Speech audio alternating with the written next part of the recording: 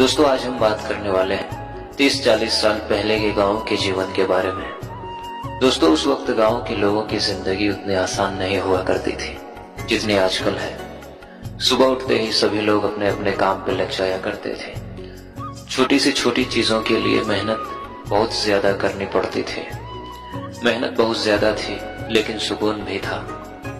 दोस्तों उन दिनों गांव में ज्यादातर खपड़ेल और छप्पर की मकान हुआ करती थी। आंधी और बारिश के मौसम आने से पहले इन कच्चे मकानों को ठीक किया जाता था और अगर मकान ज्यादा पुराना हो जाता था तो उस पर नया छप्पर लगाया जाता था।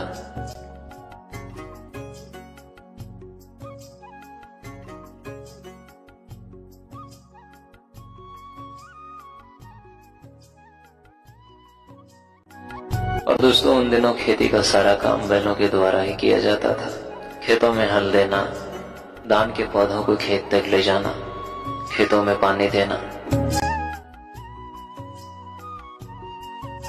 फसल की कटाई के बाद उसको घर लाना और फसल को तैयार भी बैलों के द्वारा ही किया जाता था। खेती के अलावा कहीं जाने आने के लिए बैलगाड़ी और शादी में बारात भी बैलगाड़ी से ही जाया करते थे। और दोस्तों उस समय गन्ने का रस भी बैलों के द्वारा ही निकाला जाता था। और दिन भर की थकान के बाद शाम को रेडियो पर विविध भारती की सुरीली तान मानो सारी थकान दूर हो जाती थी और बहुत ही खूबसूरत नजारा होता था।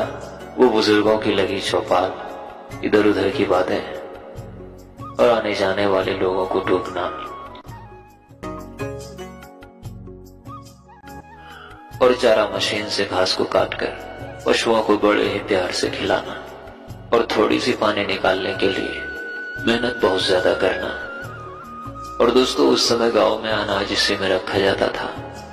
ये मिट्टी से बनाया जाता है, इसे डेहरी बोलते हैं। इसमें अनाज बहुत दिनों तक सुरक्षित रहता था। और गांव में नदी में नहाने का मजा ही कुछ और होता था। गर्मी के मौसम में एक भी दिन नदी में नहाए बगैर नहीं गुजरता था।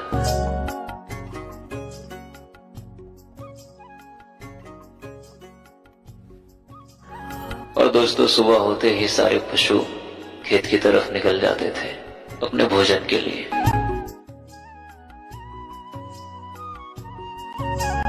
और दोस्तों रोज शाम के वक्त गांव में बाजार लगती थी। दिन भर काम करने के बाद लोग शाम को बाजार जाते थे सब्जियां खरीदने।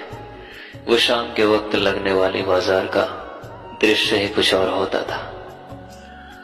और दोस्तों ये छपरी का छोटा सा घर खेतों में बनाया जाता था ताकि यहाँ बैठकर सभी किसान अपने अपने खेतों की देखभाल कर सके। खुले मैदान में ठंडी हवाओं के बीच यहाँ बैठने का मजा ही कुछ और होता था। और दोस्तों कुछ इस तरह की हुआ करती थी पहले गांवों का रसोई घर, जो पूरी तरह से मिट्टी की बनी होती थी और बड़े बड़े चूल्हे को भी मिट्टी से बनाया जाता था।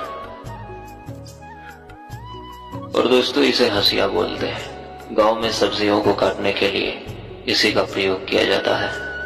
और दोस्तों गेहूं की फसल की तैयारी के बाद जो भूसा निकलता था उसको ऐसे ही भूसा घर में स्टोर किया जाता था गाय बैल और भैंसों को खिलाने के लिए। और दोस्तों गांव में जब भी कोई त्योहार आता था तो उसके पहले घर की सफाई की जाती थी और गीली मिट्टी से घर आंगन और घर की दीवार हर जगह पुताई की जाती थी। और पुताई के बाद घर आंगन सुंदर लगने लगता था।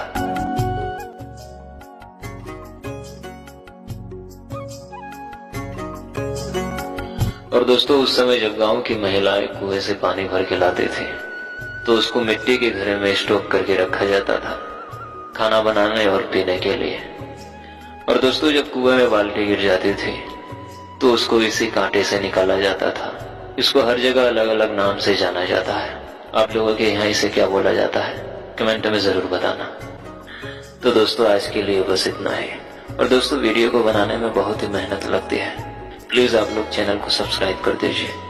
मिलते हैं फिर से किसी ऐसी ही पुरानी यादों के साथ। तब तक के लिए धन्यवाद।